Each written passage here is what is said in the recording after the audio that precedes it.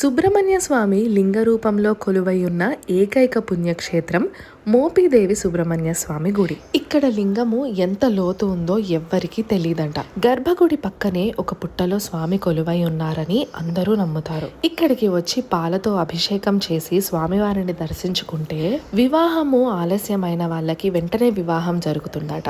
సంతాన దోషాలు ఉన్న వారికి వెంటనే సంతానం కలుగుతుందట. వినికిడి చర్మ దోషాలు ఉన్న వాళ్ళకి వెంటనే నయమైపోతుందట.